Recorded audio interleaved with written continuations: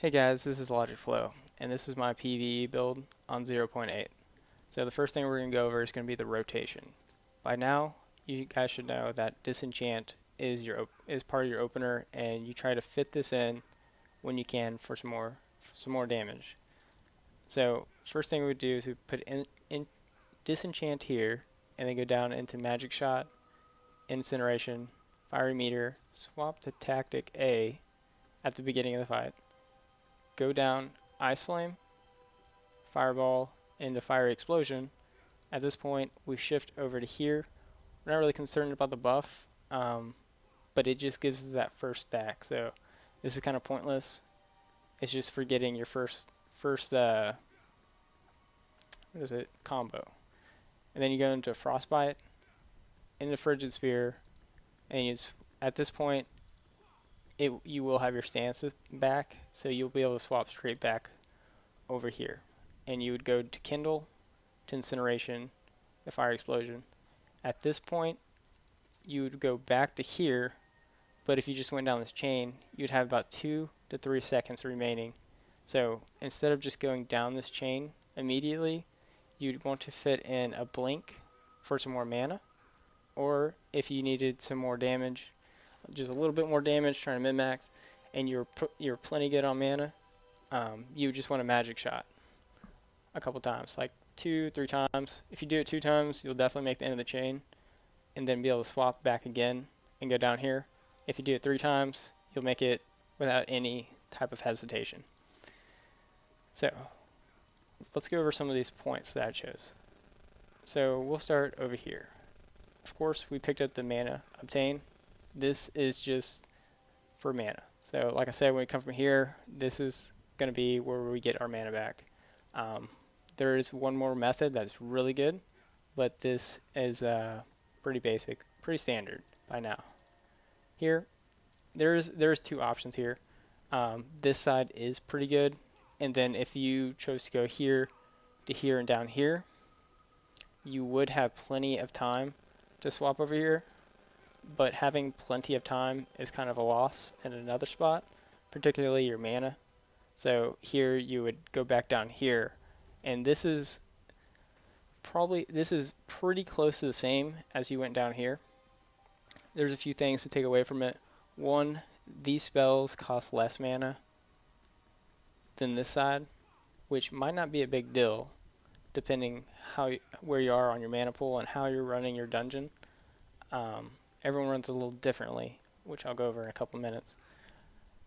But I've seen this side has been doing more damage. I don't know if these tooltips are off, but these typically hit a little harder, even though these tooltip higher. That's something I did notice. So I chose to go into 2 points into here, and 3 into here, even though that this one does lower base damage. There's a reason, because on the one chain we get 0 bonus. On the second chain we actually get 20% bonus, and then if you add the extra 30% we get on this for the 50%, this spell actually does about 6 to 7 more damage at 417 AP. So that's a little min-max right there. Trick. Back over to here. Right here to here. If you wanted to, you could put another point in here. It was 30, so I didn't think that was really worth it. I could spend that elsewhere. But this spell actually does more than this one would. The reason why is because this is a 50% increase, and this is a 50% increase, but this one actually hits twice. So this is close to 700. Well, this is still at 654. Over here, you'll see I got 1 point in here.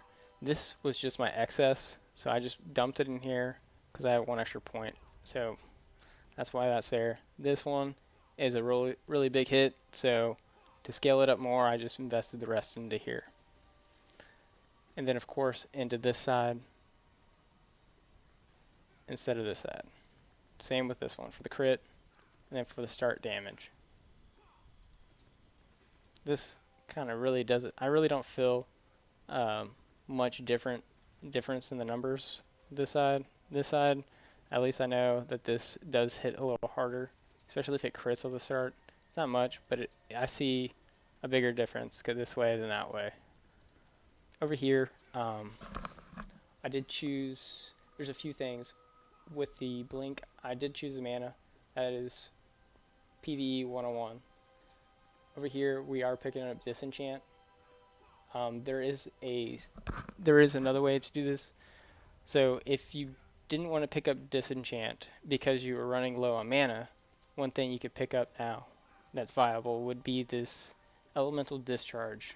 And so what it does is when you have 1,000 fire element and you swap stance from mixed tactic over to fire tactic, mixed tactic, flame tactic, what it actually does after you've casted this first spell, it'll consume 1,000, and then you'll see your mana go from like here to here. It's huge. So if you are running pretty low mana, this is a good option.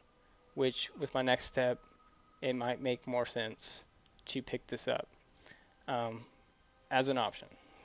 You don't have to, but it's pretty good. Over here, so the reason why we picked this one up, they did change this tooltip around to make a little more sense, but essentially what it does is it always stays on you, which is good, but if it activates, you can activate it with 10% mana. The good thing about this mitigation is with just 10% mana, it'll cover your entire health bar.